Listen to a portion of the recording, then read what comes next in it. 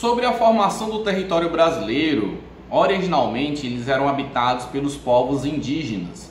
Esses povos indígenas foram os primeiros habitantes dentro do território brasileiro. E como viviam esses povos antes dos portugueses? Bom, uma das características dos povos indígenas que habitavam o Brasil era a divisão do trabalho de coleta, caça e pesca, de acordo com a idade e o sexo de cada indivíduo. De modo geral, os trabalhadores ligados à obtenção de alimentos ficavam sob responsabilidade dos homens, enquanto que as mulheres preparavam os alimentos, cuidavam das crianças e fabricavam as peças artesanais. Essa divisão ainda hoje é uma realidade de muitos grupos indígenas. Além da caça, da pesca e da coleta, alguns povos também cultivavam milho, amendoim, feijão, abóbora, batata doce e principalmente mandioca. Outros domesticavam animais de pequeno porte, como o porco do mato e a capivara. Não conheciam cavalo, boi ou galinha, que eram animais que foram, aliás, animais trazidos pelos europeus no período colonial. Quando os portugueses chegaram no território brasileiro, eles foram escravizados.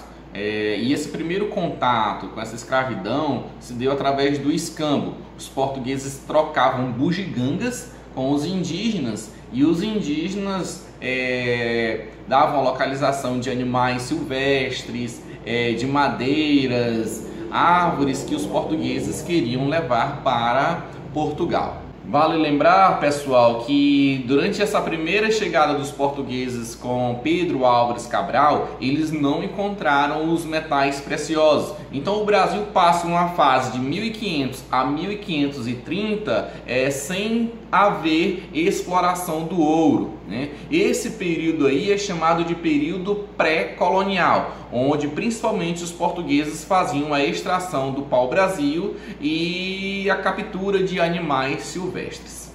Esse contato com os povos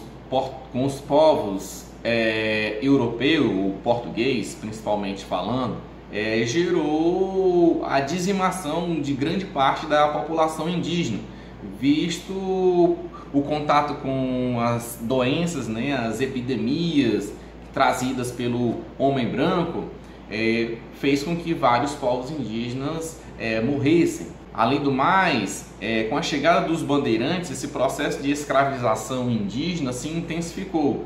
Mas aí também chegou a ordem dos jesuítas e proibiu a escravização indígena. Eles consideravam que o indígena era passível de conversão, ou seja, ser convertido ao cristianismo. Só para ressaltar, nesse processo dos bandeirantes e a Companhia das Índias Ocidentais, que são os jesuítas, os bandeirantes tiveram 3 papéis fundamentais nesse processo aí da colonização do território brasileiro. Primeiro, era a expansão do território. Segundo, a localização de metais preciosos. E terceiro, a escravização dos indígenas. Logo depois chegou a ordem dos jesuítas, que foi na Companhia das Índias Ocidentais. E aí eles formavam vilas e povoados, eles convertiam os indígenas e proibiam a escravização dos indígenas também.